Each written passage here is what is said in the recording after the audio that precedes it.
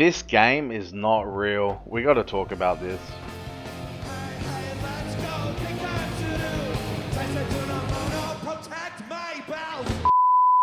I'm speechless, man. Just when I think I'm out, they pull me back in.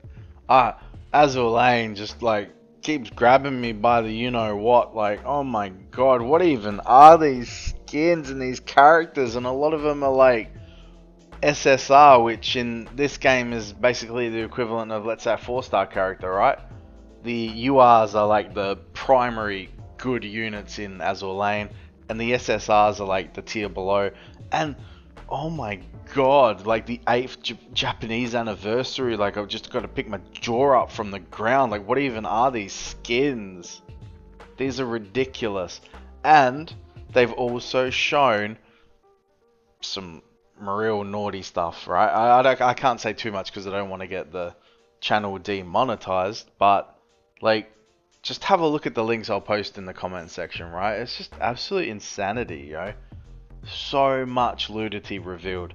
And like I said, one thing with these games is obviously they're never going to show full-blown nudity, right? They can't. They'll lose their age ratings. You know, a lot of these games walk the fine line between literally getting a higher age rating and what they're currently on.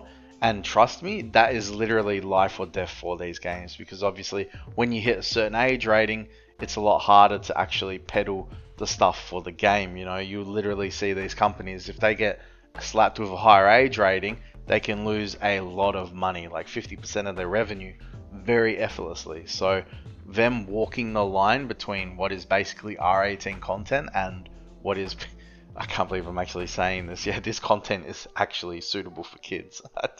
It makes no sense whatsoever, but it is what it is. And look, we're a gooning channel and we are here to goon. Oh my god, like I'm absolutely speechless that these skins absolutely exist, like in the first place.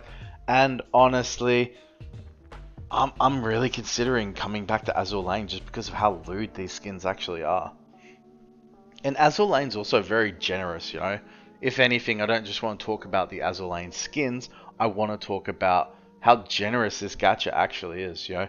Obviously, these skins cost money, but if you play the game, you know, you start the game now, for example, you get the gems for pulling on skins. You actually get quite a few of those for free. You can basically get probably free costumes for no dollars, no dollary dues whatsoever, if you just play the game and you log in. And during the anniversary that happened, I think about a month ago, they also gave you like 600 for free, which was basically half a premium costume. And then you buy them when they're discounted as well. You get a decent chunk of free costumes for free. And pulling on the characters, honestly, it's not that hard. I have never had to spend money on Azur Lane to pull for characters, believe it or not. Azur Lane and Brown Dust 2 are the only two gachas I've never had to spend money and got everything I wanted in terms of banner pulls. I've spent money on those gachas just for skins, because you don't actually get pulling currency. You just get the skins and then currency really to get more skins. That's really it. That's what you really get from those packages. You know, you don't really get many pulls. And like I said, you don't need them anyways, because getting the characters is just so easy. And then getting constellations, copies of the characters, whatever you want to call it, is also very easy in these two games, Azur Lane and Brown Dust 2. It's just insanely easy, you know? So there's that as well. And honestly, these games, like, you don't have to care too much for getting copies as well, because more than anything, these games are just waifu collectors. And at the end of the day, that's what all gachas really should be, is just waifu collectors. You know, you shouldn't have to stress about, oh man, I need the latest character in like Zenless Zone Zero or that, you know, to be able to clear content. You know, it should never be like that when you play gachas. But that is obviously a very toxic way of making money, you know. Release a character that, you know, has like super fire damage, and then the only way to clear the current content, you know, the latest hard boss, is by having super fire damage, you know.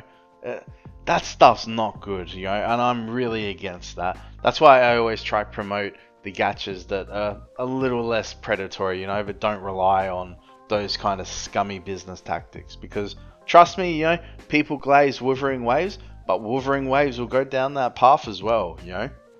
Same thing, like people brag about Wuthering Waves having a weapon banner that guarantees you the weapon. Big deal. You know, you've still got to pull on the character to use the weapon, right?